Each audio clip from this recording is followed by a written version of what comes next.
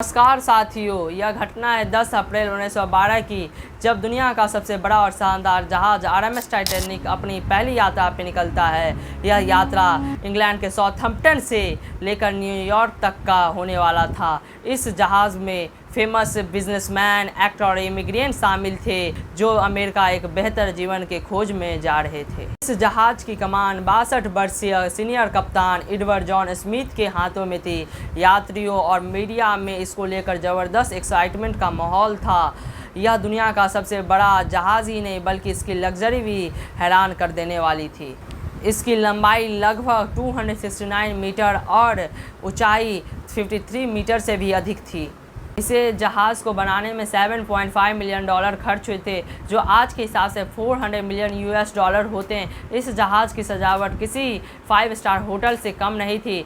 Stand glass windows, carve wooden wall, 2 grand staircases, heated swimming pool, Turkish bath, electric bath, gym और 4 restaurants और 2 barber shop और एक library भी मौजूद थी। इसके अलावा टाइटैनिक को बेहद सुरक्षित माना गया। व्हाइट स्टार लाइन नामक कंपनी ने इसे बनाया था और उसके प्रेसिडेंट ने यहाँ तक कह दिया कि यह जहाज़ अनसिंकेबल है। लेकिन उसके 2 दिन बाद ही 12 अप्रैल 1912 को टाइटैनिक को पहला आइस वार्निंग मिली। अटलांटिक ओशियन आइसबर्गों से ढका हुआ था। टाइटैनिक ने वार्निंग सुनी, 2 बार पाथ भी चेंज किया, लेकिन अपनी स्पीड कम नहीं की। 40 किलोमीटर पर आवर के स्पीड से वो अब भी चल रही थी। 14 अप्रैल 1912 को कुल और 7 चेतावनियाँ भेजी गई, लेकिन स्मिथ और उनके ऑफिसर्स ने उन्हें नज़रअंदाज कर दिया। उस रात ना ही तो चांद था और ना ही क्लियर विजिबिलिटी।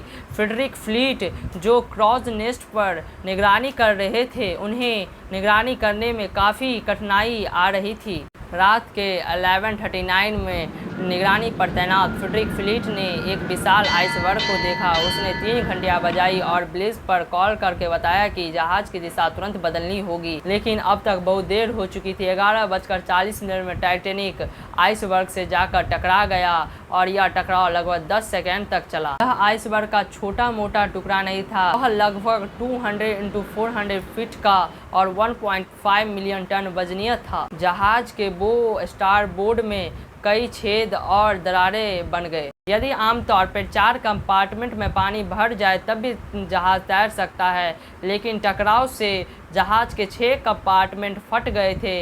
इसका अर्थ था कि अब जहाज़ को बचाया नहीं जा सकता। रात के 12 बजे कप्तान स्मिथ ने रेडियो ऑपरेटर जैक फिलिप्स को डिस्ट्रेस कॉल भेजने का आदेश दिया। आरएमएस कार्पाथिया जो टाइटैनिक से 107 किलोमीटर की दूरी पर थी, उसने बचाव के लिए तुरंत रवाना हुई, लेकिन इसे पहुंचने में 3.5 घंटे लगने थे। टाइटैनिक में 20 लाइफ बोट्स थी, जिसकी क्षमता अधिकतम 1200 थी, जबकि जहाज़ में 2200 लोग सवार थे।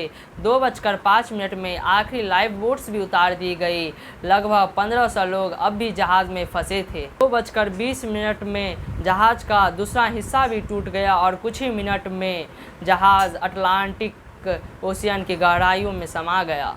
पर चौंकाने वाली बात यह है कि एसएस कैलिफोर्नियन टाइटैनिक से सिर्फ 37 किलोमीटर की दूरी पर थी।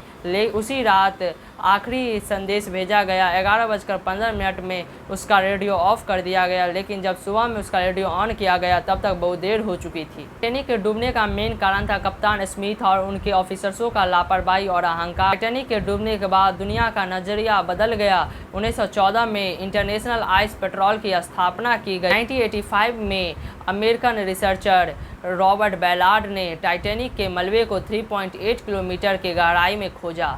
2 बड़े टुकड़ों में था जिनकी दूरी लगभग 600 मीटर थी। बैक्टीरिया और खड़े पानी के कारण यह धीरे धीरे गलता जा रहा है। अनुमान है कि 2030 तक यह पूरी तरह नष्ट हो सकता है। टाइटैनिक की कहानी केवल एक जहाज़ की कहानी नहीं बल्कि मानव के लालच, घमंड और लापरवाही की कहानी है।